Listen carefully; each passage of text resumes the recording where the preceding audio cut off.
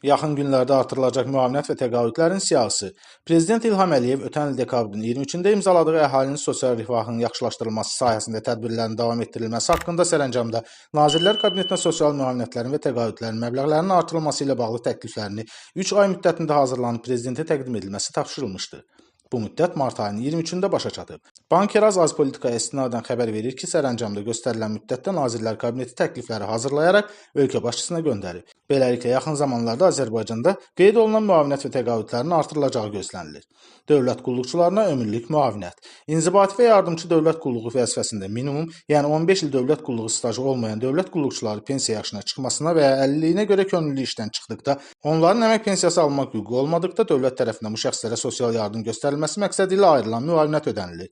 Müavinətin məbləği dövlət qulluqçusunun axırıncı əsas vəzifəsi üzrə işdən çıxdığı aydan əvvəlki 12 təqvim ayı üzrə orta aylıq müavinətinin 15%-ni təşkil edir. Müavinət ömürlük təyin olunur.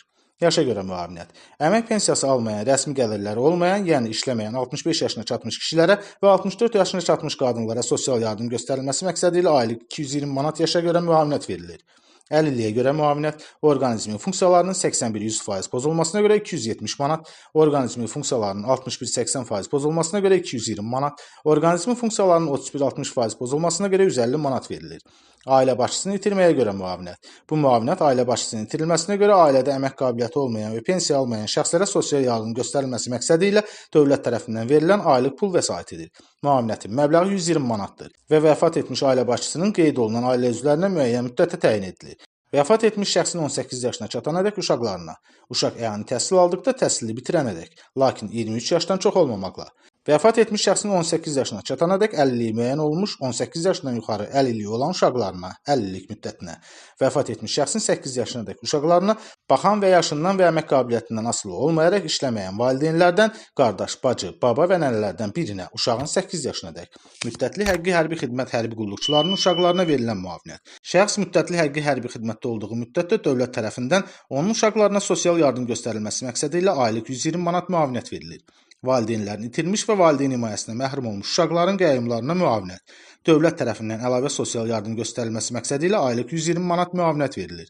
1 yaşınadək uşağı olan az təminatlı ailələrə müavinət. Ünvanlı dövlət sosial yardımı alan ailədə 1 yaşındakı uşaq üçün dövlət tərəfindən əlavə dəstək məqsədilə uşağın 1 yaşı tamam olan ayın sonunadək aylıq 100 manat məbləğində müavinət verilir. 5-dən çox uşağı olan qadınlara müavinət. 5-dən çox uşaq doğub tərbiyə edən qadınlara uşaqların sağ olması şərti ilə bu hüququn yaranmasından səbəb olmuş uşağı, yəni 6-cı uşağı 1 yaşına çatdıqda dövlət tərəfindən sosial yardım məqsədilə aylıq hər uşağa görə 105 manat məbləğində müavinət verilir. Övladlığa götürülən, o cümlədən 18 yaşınadək əlilliyi müəyyən edilmiş uşağa görə müavinət. Valideynlərinin itirmiş və valideyn himayəsindən məhrum olmuş uşağı övladlığa götürən şəxsə 2021-ci il yanvarın 1-dən sonra övladlığa götürülən uşaq üçün dövlət tərəfindən sosial yardım göstərilməsi məqsədilə müavinət verilir. Müavinətin məbləği 3-18 yaş arası uşaq üçün 200 manat, 0-18 yaş arası əlilliyi müəyyən edilmiş uşaq üçün 600 manatdır. Himayədar ailəyə verilmiş uşağın, o cümlədən 18 yaşınadək əlilliyi müəyyən edilmiş uşağın tərbiyə edilməsinə görə müavinətin məbləği. Himayədar ailəyə verilmiş 0-6 yaş arası uşağa görə 355 manat, 7-13 yaş arası uşağa görə 375 manat, 14-18 yaş arası uşağa görə 395 manat. Himayədar ailəyə verilmiş 18 yaşınadək əlilliyi müəyyən edilmiş 0-6 yaş arası uşağa görə 395 manat, 7-13 yaş arası uşağa görə 415 manat, 14-18 yaş arası uşağa görə 435 manat. Təqaüdlər.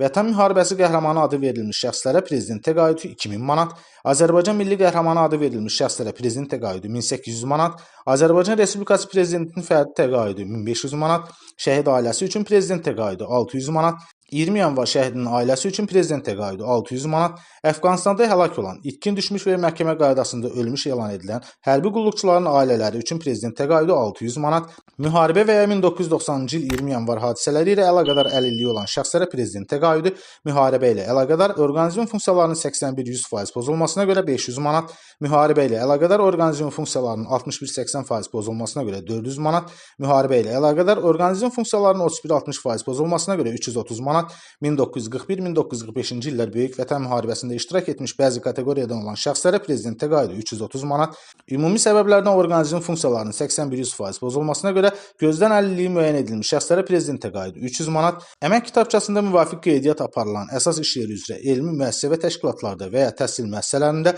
azı 25 il çalışmış, elmi dərəcəsi olan, işləməyən, əmək pensiyası hüququ olan şəxslərə prezident təqaüdü.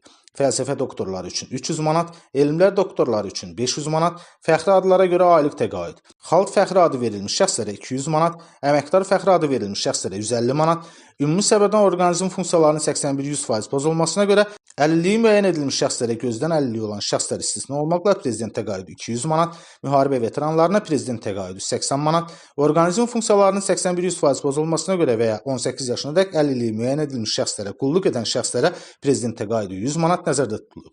Artımların hansı həcmdə olacağı məlum deyil. Xatırladaq ki, Prezident İlham Əliyevin sərəncamına uyğun olaraq ilin əvvəlində minimum əmək haqqı 345 manatdan 400 manata çatdırılıb. Habelə əmək pensiyalarının məbləği fevralın 1-dən 280 manatdan 320 manata çatdırılıb.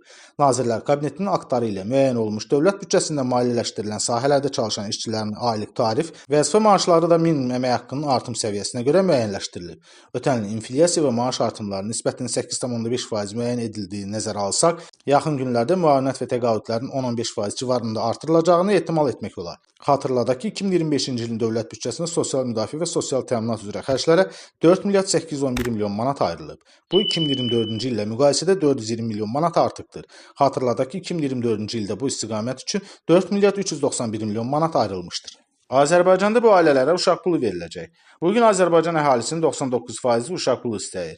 Bu sahədə müəyyən müsbət siqnallar var. Bunu Modern Azam müsahibəsində Milli Məclisin deputatı Razin Nurullayev deyib. Deputatın sözlərinə görə artıq Əmək və Əhalinin Sosial Müdafiəsi Nazirliyi ilə ümumi razılığa gəlinib ki, və qısa müddətdən sonra 3 uşaqlı ailələrə uşaq pulunun verilməsinə başlanılacaq. O qeyd edib ki, prosesin bu il və ya gələn ildən başlanacağı gözlənilir.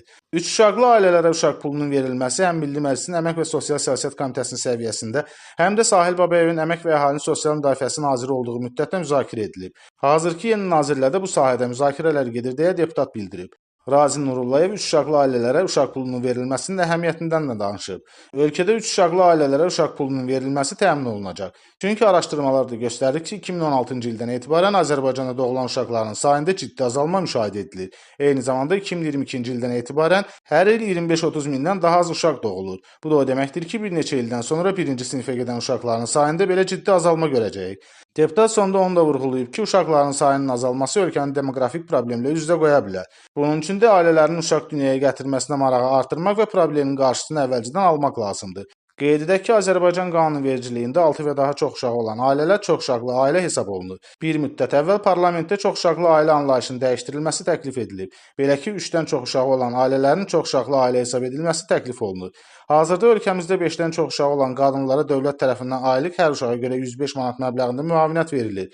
Bu o deməkdir ki, məsələn, ailədə 18 yaşına çatmamış 6 uşaq varsa, həmin ailəyə aylıq 630 manat müavinət ödənilməlidir. Son 5 ildə bu müavinətin məbləği 3,5 dəfə artırılıb. 2024-cü il 1 yanvar tarixinə 5-dən çox uşağı olan 2,6 min qadına 11,5 min uşaq üçün sosial müavinət verilir. Çoxuşaqlı ailələrə sosial dəstək verilməsinin səbəbləri müxtəlifdir. Ekspertlər deyir ki, əhalinin azalması cəmiyyətdə sosial sabitliyə və iqtisadi inkişafa xələl gətirir. Ona görə də dövlət çoxuşaqlı ailələrə dəstək verir. Əsas hədəf doğum nisbətinin artırılmasıdır və bunun üçün əhali dəstək paketləri ilə daha çox uşaq dünyaya gətirməyə təşviq edilir.